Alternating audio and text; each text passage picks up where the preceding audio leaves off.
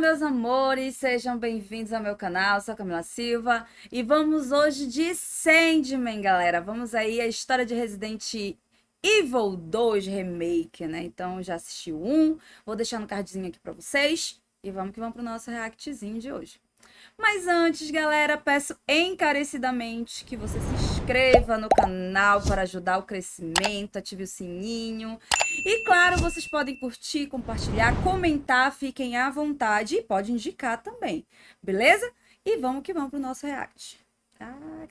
Fala aí, galera ligada no meu canal do YouTube, Sandman aqui, e hoje eu trago pra vocês mais um vídeo, dessa vez encerrando até aqui, pelo menos, a cronologia principal de Resident Evil. Eu iniciei essa saga em fevereiro de 2014 e hoje eu concluo com o Resident Evil 2 Remake. E antes de iniciar o vídeo, eu preciso esclarecer como esse vídeo aqui vai funcionar. Esse Resident Evil ele é uma releitura, ele foi criado com base no conceito de reimaginação dos eventos do Resident Evil 2 clássico, então até a data da publicação desse vídeo, o Resident Evil 2 Remake não substitui o clássico no cânone da série. Apesar de não substituir na série, tem muita coisa parecida que dá até para ser aproveitado em jogos no futuro. Para mim, o que mais foi difícil fazer nesse vídeo foi tentar definir quem foi o responsável por certos eventos, já que, diferente do clássico, não fica claro que personagem foi responsável por resolver determinado puzzle, por exemplo, ou derrotar determinado inimigo. Ainda assim, eu acho que eu consegui fazer de uma forma que se torne compreensível e que faça sentido. Então, antes da gente começar o vídeo, eu queria perguntar pra você, já deixou o like? Já se inscreveu no canal? Ativou as notificações aí pra ser avisado quando tem vídeo novo? E já me seguiu no Twitter e Instagram também? Se já, a gente pode começar agora mais um Por Dentro da História. Trabalho que dá pro cara fazer um vídeo desse. É muito trabalho, gente. Dá mais Resident, né? Que tem essa coisa. A história segue tendo como premissa os eventos do Resident Evil 1 Remake, onde o grupo Bravo da Stars foi enviado até uma floresta nos arredores de Raccoon City para investigar o desaparecimento do grupo Alpha, que já havia sido enviado para investigar alguns casos estranhos no lugar. Lá eles descobriram uma conspiração que envolvia o capitão da Stars, Albert Wesker, e um conglomerado farmacêutico chamado de Umbrella. A Umbrella era praticamente dona da cidade. É bem comum ver outdoors de promoção da empresa, até mesmo na placa de entrada da cidade é feita menção a ela. E grande parte dos empregos presentes em Raccoon City eram ofertados pela própria empresa. Além disso, dentre outras várias atividades que a empresa fazia na cidade, eles também mantinham um orfanato. Apesar de descobrirem essa conspiração envolvendo a Umbrella, nada disso foi revelado ao público e a empresa continuou suas atividades. Tudo isso graças ao suborno pago ao chefe de polícia da cidade, Brian Irons, que impedia que as investigações avançassem quando qualquer atividade suspeita da empresa começava a ser investigada. Tá, e que atividades eram essas que a Umbrella desenvolvia que poderia ser motivo para gerar algum problema? Havia uma série de crimes praticados pela Umbrella, por exemplo, o orfanato que foi criado e mantido por ela tinha como principal intuito usar crianças órfãs como cobaia de teste. E quando a empresa queria uma dessas crianças, eles emitiam um comunicado dizendo que aquela criança havia achado um lar. Era uma coisa extremamente cruel, porque em alguns arquivos do jogo dava para ver a alegria das crianças ao saberem que seriam adotadas. E essas crianças eram levadas às instalações da empresa chamada de Nest. Acontece que uma dessas crianças, em algum momento, essa criança chamada de Oliver, acabou sendo notificado que seria adotado, foi levado até o laboratório, passou 2 meses sendo cobaia de testes envolvendo o vírus, até que ele conseguiu fugir e voltar para o orfanato. E algumas crianças relatam que ele veio totalmente diferente, e quando ele chegou pedindo ajuda, porque passou 2 meses sofrendo bastante. E quando ele teve contato com essas outras crianças, a Umbrella começou a ter medo de que esse contato pudesse gerar uma contaminação em massa e resolveu ordenar a morte de todas as crianças. E para mascarar esse ato junto à opinião pública, eles disseram que o orfanato foi mudado de lugar. Eu mencionei o Nest. O que acontecia nesse lugar? À medida que a empresa foi crescendo, o laboratório localizado abaixo da mansão Spencer já não era mais suficiente e foi necessário criar um novo laboratório para ampliar essas pesquisas. Agora, que pesquisas? Pesquisas envolvendo um novo tipo de vírus chamado de Golgotha vírus, ou G-Vírus. O líder dessa pesquisa era o cientista William Birkin, junto da sua esposa Annette Birkin. Eles planejavam secretamente entregar a pesquisa ao governo americano e a Umbrella quis impedir isso, pois considerava que a pesquisa era dela, mesmo o William tendo desenvolvido o vírus. Para isso eles mandaram a sua unidade militar, o SS, comandada por Hank, a fim de tentar reaver a amostra que estava com o William. A unidade invade o Nest e, diante da recusa de Burke em ceder o vírus e também diante da sua reação, o grupo abre fogo executando o cientista. O que eles não estavam contando é que o William havia sobrevivido à saraivada de balas que tomou e ele conseguiu aplicar em si mesmo uma amostra do G-Vírus e, como consequência, o vírus iniciou uma mutação nele e ele passou a caçar um por um dos membros dos militares da Umbrella e nessa caça ele acabou quebrando alguns frascos de vírus e os ratos que acabaram pegando esse vírus que estavam no chão começaram a disseminar o vírus na cidade através de alguns reservatórios de água que abasteciam a cidade. Não demorou muito até que grande parte da população fosse contaminada, o caos foi generalizado, hospitais se tornaram lotados, ruas engarrafadas e o aparecimento de zumbis que, com o mais leve dos arranhões, já era suficiente para transmitir e infectar pessoas, então o número de mortos e infectados crescia exponencialmente. E aos poucos esse surto enfrentado pela cidade começa a ser noticiado fora da cidade também.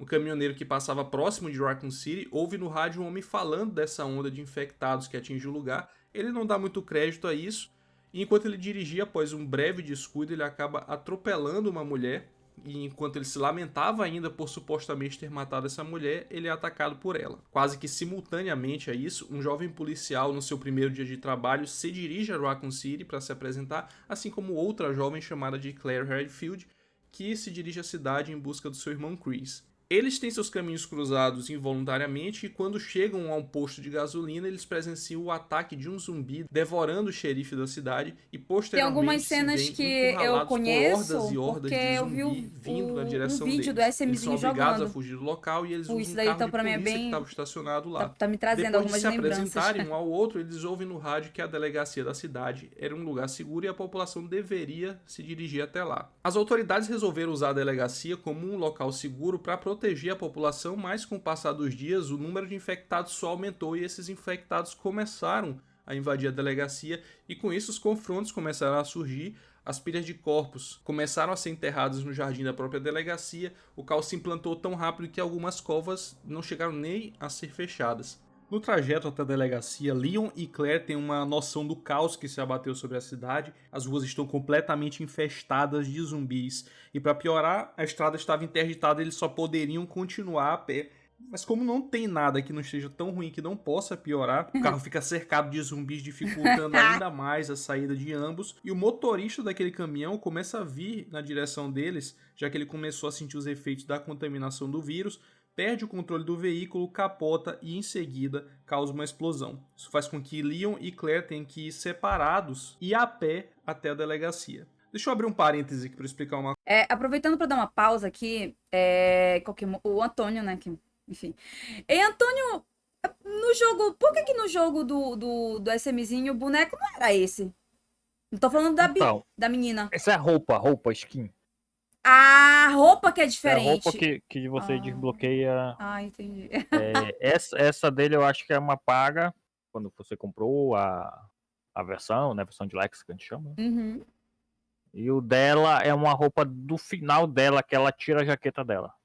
Já o do Leon não, é uma roupa adicional. Mas é o mesmo personagem. Eu vi ele tão diferente, cara, que pra mim era outro personagem. Eu lembro dessa cena deles dois no carro, né? Que eles se encontram lá, né? Que aí eles vão atrás pra delegacia, pra ela pra procurar o irmão, né? E ele, porque enfim, tava indo pra lá, não me lembro exatamente pra quê. É o primeiro dia de trabalho dele. E aí, tipo, eu fiquei olhando agora o vídeo do Sandman, eu digo, mas não é o tal do Leon. Eu fiquei na dúvida. Ela tem, enfim, eu lembrei perfeitamente, né? Agora ele, por causa da roupa, olha só que ridículo. Porque muda o cabelo dele nessa roupa. Então não é só a roupa, né? O cabelo também. Então a minha cabeça não é tão doentia assim. Então bora voltar pro vídeo. Uma coisa. A campanha de cada personagem ela pode ser feita de 4 formas, ou seja, temos 4 possibilidades de campanha, onde em cada uma dessas campanhas existem eventos diferentes. Então, quando o Leon e a Claire se separam, o personagem da primeira jornada vai entrar pela frente da delegacia, enquanto o personagem da segunda jornada vai entrar pelos fundos da delegacia. Isso vai fazer total diferença no caminho traçado por eles. Como eu disse, não tem um cânone definido sobre qual caminho feito pelos personagens, só que eu notei um detalhe que talvez possa fazer a diferença e que talvez resolva essa questão. Quando a Claire entra no carro de polícia, ela entra pelo lado do passageiro. No lado do passageiro tem um adesivo na porta, que é apenas uma estrela, enquanto do lado do Leon, que é o lado do motorista, tem escrito xerife. Certo. Quando a dupla se separa após a explosão, o lado do carro que está voltado para o caminho que dá até a entrada da delegacia é o lado do passageiro. Logo, o Leon não poderia ter feito esse caminho, já que ele estava do outro lado da rua. Então, com base nesse pequeno detalhe, eu vou seguir a história como sendo a Claire Jornada 1 e Leon Jornada 2. Pois bem, a Claire anda pelas ruas tomadas de zumbis até chegar à frente da delegacia, enquanto o Leon entra na delegacia pelos fundos, onde é possível ver o estrago feito no lugar. Corpos amontoados e aparentemente todos eles sendo enterrados às pressas. Assim que a Claire entra na delegacia, ela nota que o lugar também não é seguro, como dizia a gravação que ela ouviu no rádio. Logo de cara, ela vê um policial sendo atacado por um zumbi e resolve ir ajudá-lo, mesmo com a mensagem indicando que ela deveria se afastar. Na ala leste da delegacia, ela consegue encontrar aquele policial cujo nome é Elliot Edward. Ele estava na delegacia desde o início do apocalipse na cidade. Ele estava de alguma forma tentando encontrar uma passagem segura, até que foi encurralado por vários zumbis. Ele até tentou pedir a ajuda da Claire, mas acabou tendo seu torso dilacerado pelos zumbis que o seguiam. Antes de morrer, Elliot pede que ela leve o seu caderno de anotações até um policial, que até então era desconhecido para ela, chamado de Marvin. Depois de ser surpreendida por vários zumbis, ela resolve retornar até o saguão e quando parecia que ela teria o mesmo fim dos policiais da delegacia, ela é salva por Marvin. Marvin, horas atrás, havia sido atacado por um antigo amigo seu que havia se transformado em zumbi, o piloto do helicóptero que resgatou o Grupo Bravo na mansão Spencer, o Brad Vickers. Claire conta a Marvin sobre a descoberta do policial, sobre a passagem secreta que levaria até fora da delegacia, um caminho supostamente seguro, e para isso ela precisaria reunir 3 medalhões e aí começa a busca dela dentro do lugar por esses tais itens. Em um dos corredores ela encontra um policial morto, o mesmo que havia sido assassinado por um leaker horas atrás. Esse policial tem um rádio comunicador que informa que um helicóptero de resgate chegará logo. Infelizmente, por razões desconhecidas, o helicóptero cai no lugar e Leon e Claire acabam se reencontrando nesse lugar. Ela descobre que seu irmão está de férias na Europa e o objetivo principal de ambos agora é sair da cidade. Eles prometem sair os dois juntos e seguem caminhos distintos. No caminho de Leon, ele encontra uma mulher misteriosa que alega ser uma agente do FBI, que está no mesmo lugar para investigar a origem desse surto. Ela diz que está à procura de um informante chamado Ben Bertolucci, e ele saberia explicar a origem desse vírus e de todo esse caos. Leon logo encontra um informante e ele diz que está preso porque o chefe de polícia, Brian Irons, viu que ele estava investigando sobre corrupção envolvendo ele e a Umbrella, e ele conta ainda para o Leon que para sair da delegacia ele precisaria do cartão que ele possui, mas antes que ele pudesse fechar um acordo de libertação, Ben é morto de forma brutal por uma arma biológica enviada pela Umbrella, cujo codinome é Tirano. Enquanto isso, Claire, na sua procura por achar um meio de sair do lugar, encontra uma garotinha chamada de Sherry. Junto dela, a forma transformada de William Birkin, que, em razão da sua contaminação... Sherry não é o nome lá da Silent Hill? Da garotinha lá do Silent Hill? Já que o vírus forçava o hospedeiro a sempre se multiplicar e a eficácia da transmissão era maior que quem o hospedeiro tinha laços genéticos. Claire enfrenta o William e depois de infligir uma alta quantidade de dano, William dá indícios de que foi derrotado. Claire vai na companhia de Sherry até a saída da delegacia, mas as duas são surpreendidas agora por Brian Irons, que aprisiona Claire e leva Sherry com ele até o orfanato. Qual seria o interesse dele em levar Sherry até esse orfanato? Ele estava interessado num pingente que Sherry sempre carregava com ela e que foi dado por sua mãe. Aparentemente, esse pingente é chave para alguma coisa do interesse do Brian. E o motivo dele ter levado até o orfanato é porque ele também, além de ser diretor da polícia, ele era o diretor desse orfanato. No lugar, Sherry tenta dar um jeito de escapar e lá ela encontra o corpo da filha do prefeito em cima de uma mesa. A Claire até já tinha achado um arquivo onde dizia que o chefe de polícia mostrava o seu interesse na prática de taxidermia, chegando ao ponto de empalhar a filha do prefeito, a quem ele denominou nos seus arquivos de porca de 22 anos, talvez até para não ficar tão claro o seu crime. Sherry acaba sendo descoberta por Irons e quando parecia que ele a pegaria, ela acaba sendo salva entre várias aspas aí, do seu pai que injeta uma amostra do G-Vírus em Irons. Enquanto tudo isso acontecia, Leon consegue arrumar um jeito de entrar na cela de Ben e pegar o cartão de acesso que liberaria a saída do estacionamento. Entretanto, ele acaba sendo surpreendido pelo tirano que o levanta com extrema facilidade. Ele estava prestes a morrer quando a Ada liga um furgão e se lança com o carro, aparentemente derrotando o tirano. Os dois saem de lá e no caminho, Ada conta o que ela sabe sobre a Umbrella e o apocalipse desencadeado na cidade. Ela conta que a Umbrella fazia experimentos com vírus e vendia o vírus como armas biológicas, e enquanto eles conversavam, eles dois são surpreendidos pelo dono da loja de armas que eles precisavam atravessar até chegar ao laboratório da Umbrella. Esse homem se chama Robert Kendall. Ele havia perdido a esposa e sua filha estava na iminência de se transformar em um zumbi. Ainda assim, ele se recusava a tomar qualquer medida mais enérgica para impedir a transformação total de sua filha.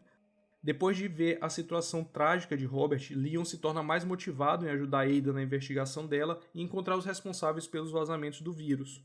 Essa busca terminaria no laboratório da Umbrella, mas para isso eles teriam que passar pelos esgotos do lugar.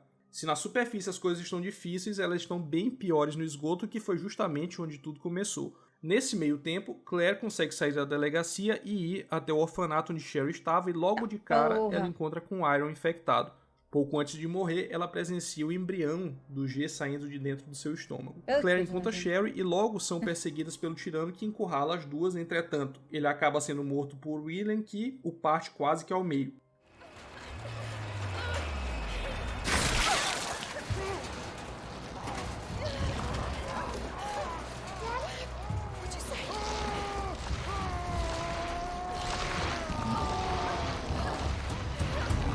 Eita porra.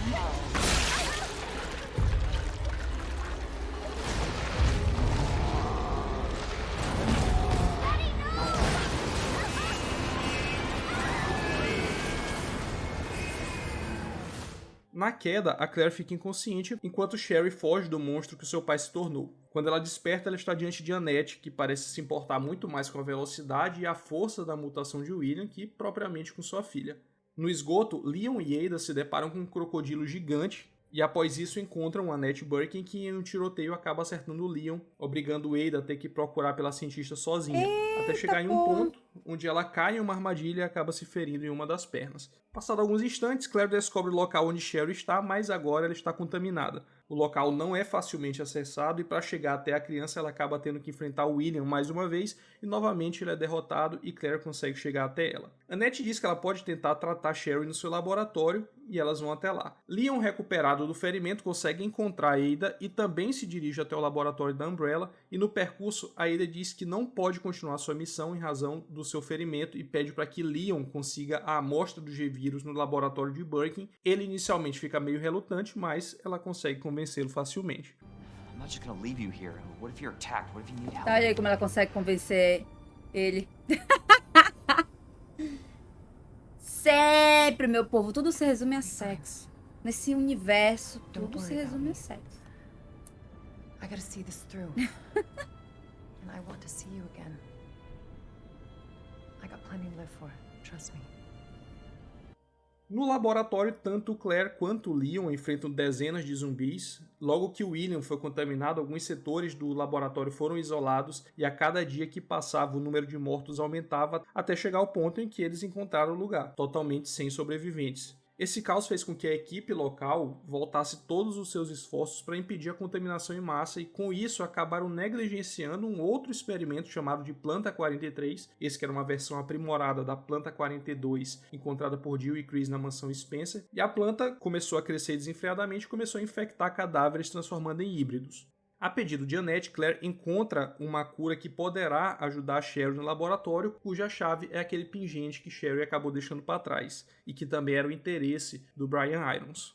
Annette consegue derrubar o William, mas depois de um descuido acaba sendo gravemente ferida, deixando a Claire a missão de matar Birkin. Leon, por sua vez, encontra a amostra do G-Vírus, mas acaba descobrindo por Annette que Ada, na verdade, é uma espiã que quer roubar essa amostra do vírus. Ela não é nada uma agente do FBI. Quando tanto o G-Vírus quanto o antígeno são retirados do laboratório, é iniciada uma sequência de autodestruição do laboratório. A Claire consegue, com a ajuda de Annette, curar Sherry do vírus. Enquanto isso, Leon confronta Ada dizendo saber que ela é uma mercenária interessada no vírus. Eles discutem e, durante a conversa, Annette dispara contra Ada, a ferindo no braço. O lugar começa a desmoronar por causa da autodestruição e a Ada cai da plataforma mesmo com os esforços de Leon em impedir. Agora resta ele ir em direção a um trem localizado no andar mais baixo da instalação para assim conseguir sair antes que tudo exploda. Tanto o Leon quanto o Claire têm suas lutas individuais. Claire enfrenta mais uma transformação de William, que dessa vez abandonou qualquer traço de humanidade, sendo uma criatura completamente bestial. E Leon enfrenta o Tirano sem o seu traje de contenção. E aqui eu tenho que fazer uma pausa. Como é que o Tirano conseguiu sobreviver mesmo aquele ataque do William? Para mim, essa pergunta tem duas possibilidades de explicação. A primeira é que talvez as campanhas de Leon e Claire não sejam totalmente complementares. Alguns eventos que são mostrados talvez não tenham acontecido canonicamente, ou talvez exista mais de um tirano, algo que seria perfeitamente plausível, principalmente se a gente levar em consideração outros jogos da franquia que demonstram essa possibilidade. O fato é que, independente disso, o Leon enfrenta agora o chamado Super Tirano e, graças à ajuda de Ada, que sobreviveu à queda, ele usa uma arma anti-tanque e derrota de uma vez por todas o seu inimigo. No trem, ele se reencontra com Claire, mas logo eles têm que enfrentar o William pela última vez. Essa sua última forma é um amontoado de carne que morre após a explosão do túnel. E após a explosão, finalmente Leon, Claire e Sherry se veem livres desse pesadelo. So, are you guys like boyfriend and girlfriend? No, we're just... we actually just met last night. Yeah. That would have been one hell of a first date, though. É, todo mundo coça pra esse cara. Não é possível. He might be able to give us a ride. What if it's not just the city? Get Sherry out of here. Come on.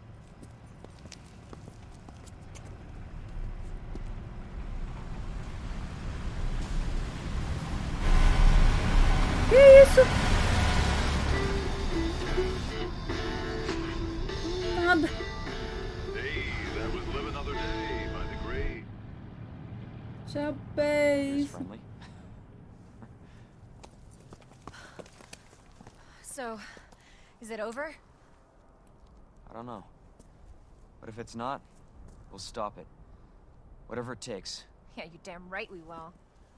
As long as we stick together, we'll be fine. Come on. Hey, you guys can adopt me. Adopt you. We can get a puppy Puppy. and a parrot. Parrot. I always wanted pets, but my mom said they're too messy.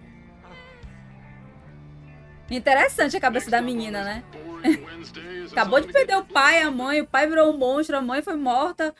Aí ela tá Normalmente, nos pensando em vídeos ser de Resident adotada já. Evil, eu faço um destaque para falar dos inimigos, porque como eles derivam de uma mutação, eu acho interessante mencionar alguns detalhes que possam ter passado batido por quem jogou. Em Resident Evil 2 Remake, você enfrenta 7 tipos de inimigos, que são eles. Zumbi, que é o inimigo padrão de Resident Evil, ele se movimenta com o único impulso de se alimentar e a sua contaminação é acidental e se deu através do T-Vírus. Tem a versão do zumbi pálido também, que é encontrado em um dos modos extras do jogo. Cachorro, também chamado de Cerberus no primeiro jogo, e assim como os zumbis, os cachorros foram infectados pelo T-Vírus. A diferença entre o cachorro zumbi e o Cerberus é que o de Resident Evil 2 teve um contato acidental, enquanto o da mansão Spencer foi criado para ser uma arma biológica. Vou até aproveitar para fazer uma correção de uma informação que eu dei no vídeo do Resident Evil 3, onde eu disse que eles eram da raça Rottweiler, na verdade eles são da raça Doberman. Os Lickers, ou Carnífices, como ficou na tradução, também são espécies de zumbi e seria o processo que algumas pessoas passariam após serem contaminadas. Há um descamamento da pele e os músculos ficam expostos, assim como o cérebro que toma o lugar do crânio, ficando totalmente à vista. Esse crescimento do cérebro toma o espaço dos olhos, fazendo com que as criaturas fiquem cegas. Além de ter um aumento das garras, aumento da língua e uma mudança de postura. Existe uma versão evoluída do Licker que é encontrada no laboratório da Umbrella e essa versão possui uma coloração mais escura. O alligator, ou crocodilo, existem lendas em diversos locais onde pessoas alegam terem visto jacarés morando em esgotos e a criação desse inimigo tem por base essas histórias. Esse jacaré entrou em contato com o T-Vírus e foi crescendo até se tornar gigantesco para os padrões da espécie. Muitas pessoas que queriam acessar o neste através dos esgotos foram feitas vítimas pelo jacaré gigante. G infante e G adulto. Quando uma pessoa é contaminada com o G-Vírus, o vírus passa a induzir com que o hospedeiro procure transmitir o vírus adiante. Existem duas versões originárias do G-Vírus, que é a versão infante e a versão adulta. Ele é originário da contaminação causada pelo William Birkin. Quando ele injeta o parasita em hospedeiros que não possuem uma relação sanguínea com ele, o parasita rejeita e força a saída da forma mais agressiva possível. A versão vista por Claire saindo do corpo do chefe de polícia é a versão infante. A versão adulta é encontrada nos esgotos da cidade.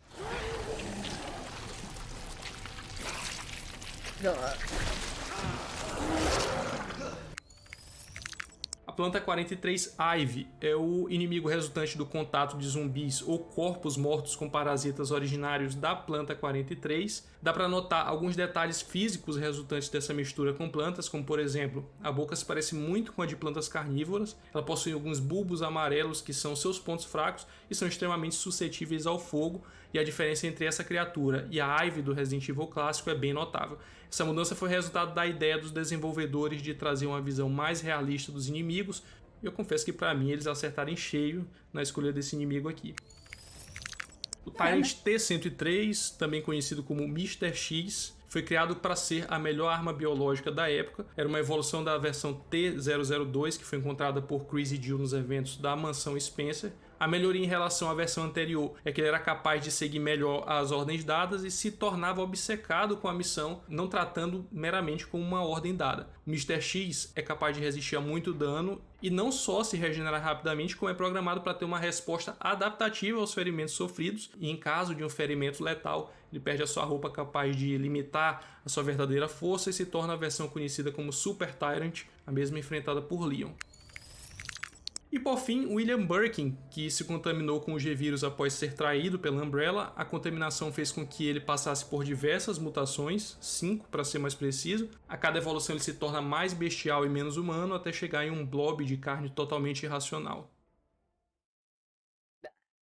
Esse jogo traz uma vasta lista de curiosidades que dava pra fazer tranquilamente um vídeo específico só com isso, de mais ou menos uma meia hora, só pra vocês terem uma ideia de tanto easter egg e curiosidade que o jogo tem. Eu resolvi trazer as melhores, mas eu vou deixar linkado aí na descrição alguns links de sites e vídeos que mostram mais sobre essas curiosidades. Resident Evil 2 lançou uma demo que, caso você saísse da delegacia, era possível ouvir a voz do Nemesis falando Stars. E como o Nemesis estava na cidade na época em que o Leon e a Claire estavam na delegacia, faz todo sentido ouvir a voz dele. Ainda com relação ao Resident Evil 3, também é possível encontrar uma carta da Jill dentro da loja do Robert Kendo.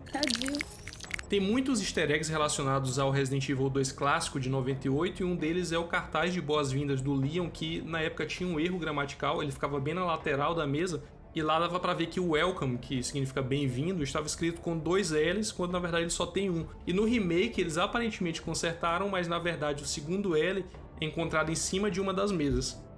Ainda nessa sala tem um outro easter egg mais interessante, a gente acha ele em cima de uma das mesas dos policiais, mais precisamente em cima da mesa de uma policial chamada de Rita Phillips. Rita Phillips é uma das personagens presentes nos cenários Desperate Times do Resident Evil Outbreak File 2. Ela participa dos eventos no momento do surto na delegacia e ajuda os protagonistas saindo da cidade com uma van.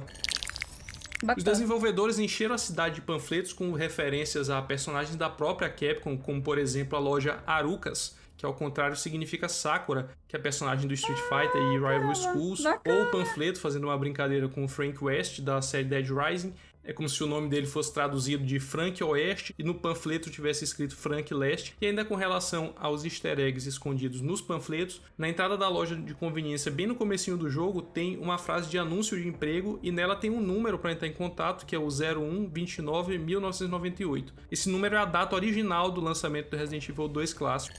Nossa, as placas da moto da Claire e do carro do Leon fazem menção a itens dos seus donos e elas mesclam números e letras, e dá pra ver que a placa do carro do Leon está escrito Matilda, que é a pistola que ele utiliza, e a da Claire está escrita Made in Heaven, que é o mesmo nome acima da estampa da jaqueta dela. Como de praxe nos jogos da franquia, existe uma possibilidade de se desbloquear roupas para os personagens do jogo. O Leon possui 7 roupas, sendo elas a roupa casual, que é que ele inicia o jogo, a farda da polícia, a versão com esparadrapo, a versão clássica em polígonos, a roupa noir, que junto dela acrescenta um filtro de temática noir, e a roupa do xerife de Arklay, fortemente inspirada no xerife de Walking Dead. Caralho! Já a Claire tem a roupa casual, tem a regata sem jaqueta, tem a versão de polígonos clássica, a versão clássica de short, a versão noir e uma farda do exército, e a versão da Elsa Walker, que pra quem não sabe, seria a protagonista do Resident Evil 2. Ela aparece no protótipo do jogo chamado de Resident Evil 1.5 e essa roupa seria a roupa dela no jogo. A Ada e a Sherry também têm as roupas clássicas e cada uma tem uma roupa exclusiva do jogo. Resident 2 traz umas cenas que são referência a alguns clássicos filmes de terror, e eu separei duas pra mencionar aqui. A primeira delas é quando o G Infante sai de dentro do corpo do Brian Irons, sendo muito semelhante à cena do Alien saindo do peito de um dos personagens no filme O Oitavo Passageiro. Top. E a outra cena é quando a Cheryl está sendo perseguida pelo chefe de polícia e ele, utilizando um machado, quebra a porta, sendo também uma referência ao filme O Iluminado, onde o personagem do Jack Torrance quebra a porta enquanto perseguia sua esposa. Here's Johnny! Muito bom. Essa aqui pode ter passado batida por muita gente, inclusive passou batido por mim, que mostra a cena onde o Licker aparece em um dos corredores da delegacia, que se você ficar esperando antes de sair correndo, normalmente é o que ninguém faz, você vai ver o Licker fazendo um movimento com a língua que é exatamente o mesmo movimento que ele faz na cutscene do Resident Evil 2 clássico. Vou deixar as duas cenas para vocês compararem aí. Bacana.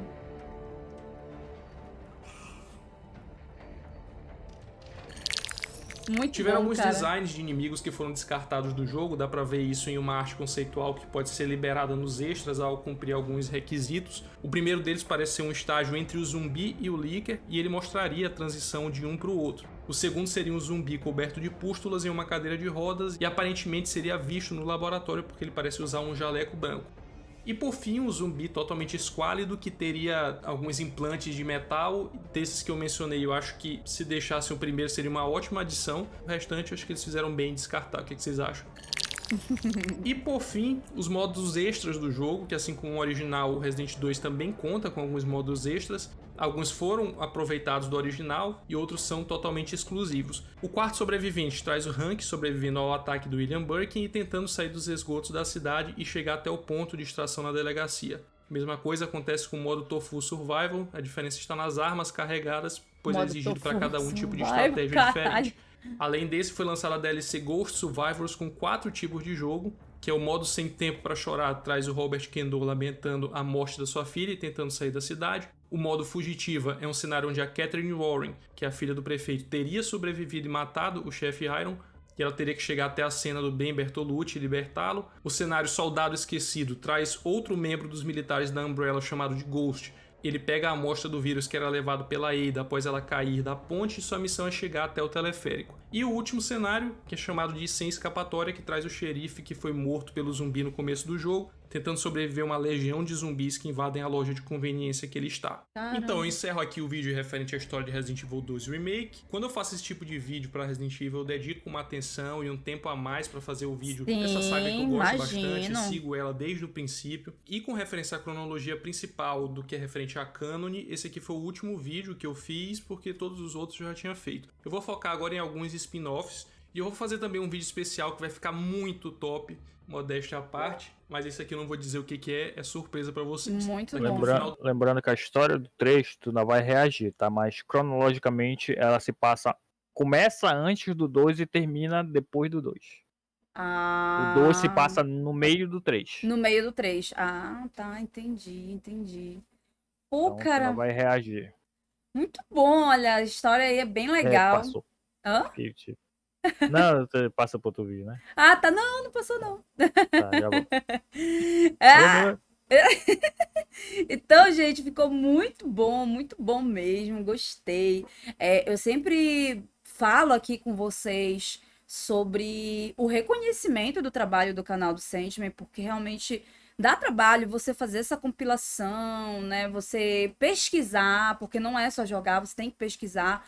E pelo que eu percebo, ele é muito fã do jogo, né, da franquia. Então ele vai ali, né, enfim, né, para você ter uma visão melhor, você vai tendo outras perspectivas e você vai juntando tudo aquilo, né? Então assim, é um conhecimento muito profundo, né, que ele vai adquirindo, que ele vai construindo dos jogos, então isso realmente é bem legal. Gosto muito do canal dele, eu acho muito top e um trabalho maravilhoso, gente. E eu adorei o vídeo de hoje e é isso. Espero que vocês também tenham gostado. Não esqueçam de curtir, de comentar e de se inscrever. Beijinho pra vocês e até o nosso próximo vídeo.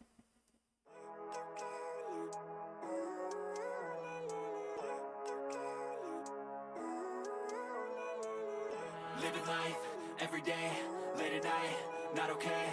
All I want, and I pray, all I need are some better days.